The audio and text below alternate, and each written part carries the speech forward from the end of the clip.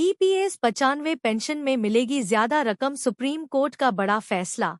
EPFO ने लागू किया नया नियम, कर्मचारी पेंशन योजना। ईपीएस 1995 एक सामाजिक सुरक्षा योजना है जो भारत सरकार द्वारा उन कर्मचारियों के लिए चलाई जा रही है जिन्होंने कम से कम 10 साल तक नौकरी की है। इस योजना के तहत कर्मचारी और नियोक्ता दोनों ही कर्मचारी के वेतन का एक हिस्सा पेंशन फंड में योगदान करते हैं। 58 वर्ष की आयु होने पर या असमय मृत्यु होने पर इस योजना के तहत वित्तीय लाभ मिलते हैं।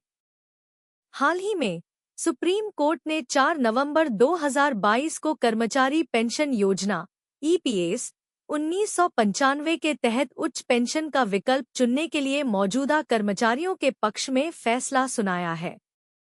इस फैसले के बाद कर्मचारी भविष्य निधि संगठन ईपीएफओ ने बढ़ी हुई पेंशन के लिए आवेदन करने की सुविधा शुरू की, जिसके लिए 17,48,768 सदस्यों ने आवेदन किया। इनमें से 28 जनवरी 2025 तक 1,65,621 सदस्यों को ज्यादा पेंशन पाने के लिए जरूरी राशि जमा करने के लिए नोटिस जारी किया गया है और 21,885 पेंशन भुगतान आदेश भी जारी किए गए हैं। यह लेख आपको ईपीएस 95 पेंशन, सुप्रीम कोर्ट के आदेश और ईपीएफओ से संबंधित नवीनतम समाचारों के बारे में विस्तृत जानकारी देगा। ईपीएस 95 मुख्य बातें। विशेषता विवरण। योजना का नाम कर्मचारी पेंशन योजना ईपीएस 1995। किसके लिए? ऐसे कर्मचारी जिन्होंने कम से कम 10 साल नौकरी की हो। लाभ 58 वर्ष की आयु होने पर या असमय मृत्यु होने पर वित्तीय लाभ। कर्मचारी का योगदान वेतन का 8.33%, अधिकतम 15,000 रुपये, प्रोविडेंट फंड से पेंशन फंड में। केंद्र सरकार का योगदान 1.16%। सुप्रीम कोर्ट का फैसला 4 नवंबर 2022 को मौजूदा कर्मचारियों के पक्ष में जो उच्च पेंशन का विकल्प चुन सकते हैं।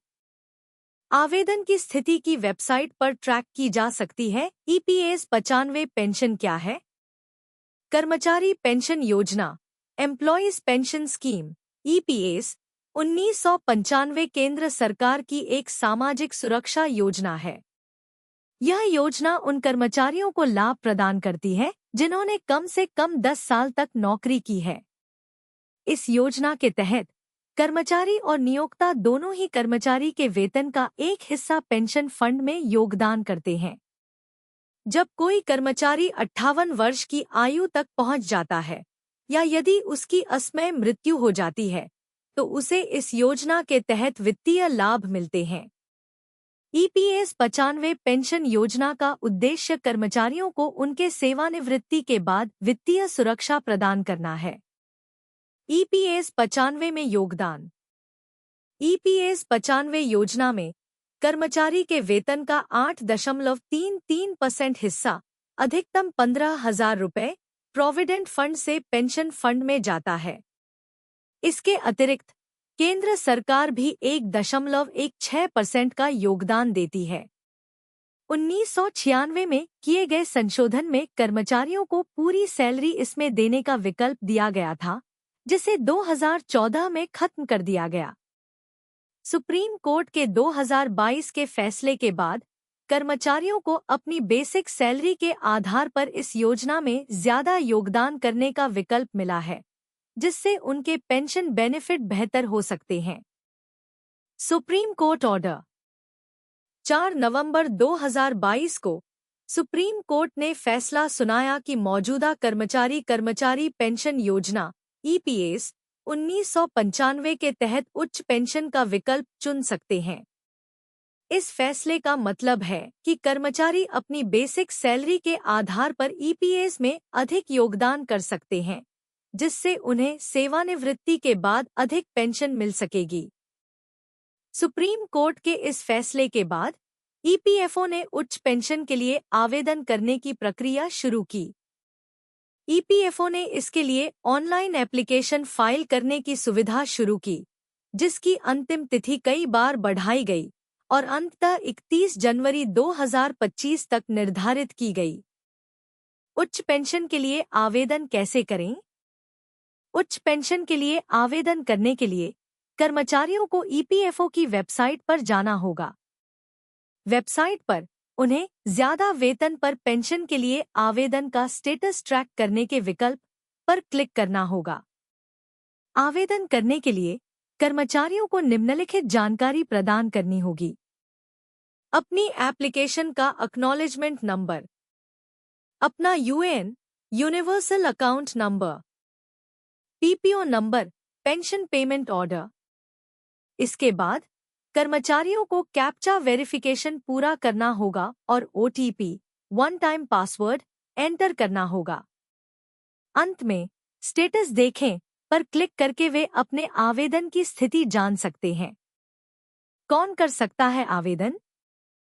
सुप्रीम कोर्ट के फैसले के अनुसार ईपीएस 95 के तहत उच्च पेंशन के लिए वे सभी कर्मचारी आवेदन कर सकते हैं जो निम्नलिखित शर्तों को पूरा करते हैं। जिन्होंने 1 सितंबर 2014 से पहले ईपीएस में शामिल हुए थे और उस तारीख तक सक्रिय सदस्य थे। जिन्होंने पहले उच्च वेतन पर पेंशन के लिए योगदान दिया था लेकिन उनके आवेदन को ईपीएफओ ने अस्वीकार कर दिया था। जो अब उच्च वेतन पर पेंशन के लिए योगदान करने के इच्छुक हैं। EPFO updates. ईपीएफओ ने सुप्रीम कोर्ट के फैसले के बाद कई कदम उठाए हैं ताकि कर्मचारियों को उच्च पेंशन का लाभ मिल सके। ईपीएफओ ने न केवल ऑनलाइन आवेदन की सुविधा शुरू की है बल्कि ज्यादा पेंशन पाने के लिए योग्य सदस्यों को बढ़ा हुआ अमाउंट डिपॉजिट करने के लिए भी कहा है। हाल ही में श्रम एवं रोजगार केंद्रीय राज्य मंत्री शोभा करांदलजे ने लोकसभा को जानकारी दी कि ईपीएफओ के सदस्यों में से 17,48,768 ने ईपीएस 1995 के तहत बढ़ी हुई पेंशन के लिए आवेदन भेजे थे।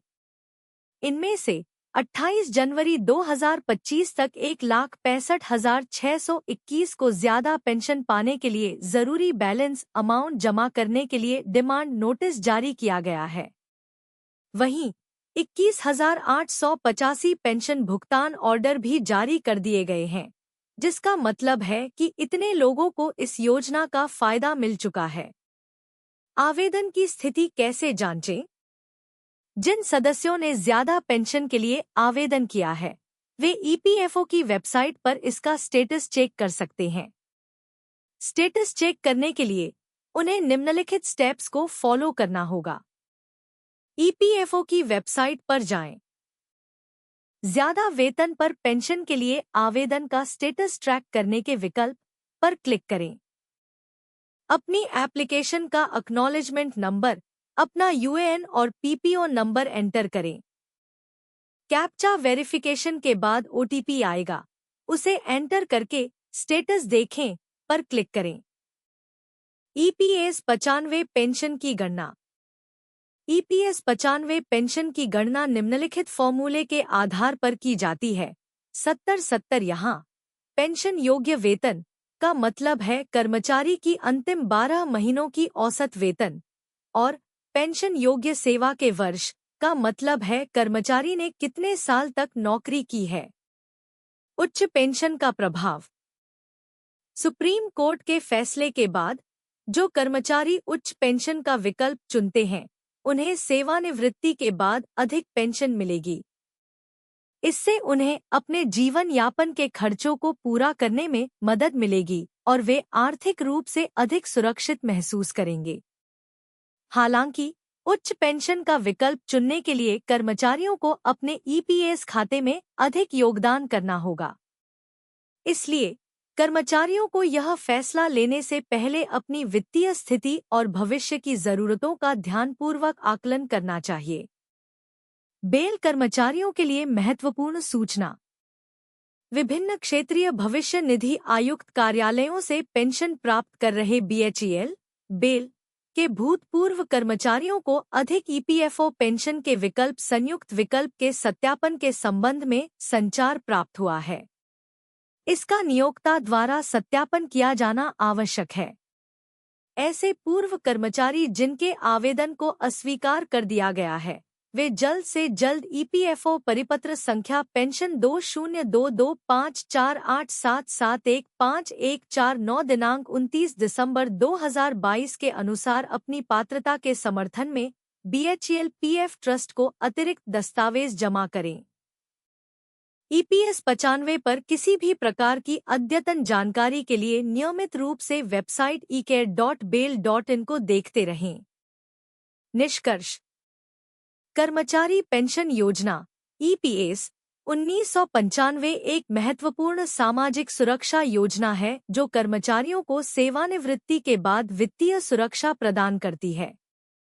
सुप्रीम कोर्ट के फैसले के बाद कर्मचारियों को उच्च पेंशन का विकल्प चुनने का अवसर मिला है, जिससे वे अपने भविष्य को और भी सुरक्षित बना सकते हैं।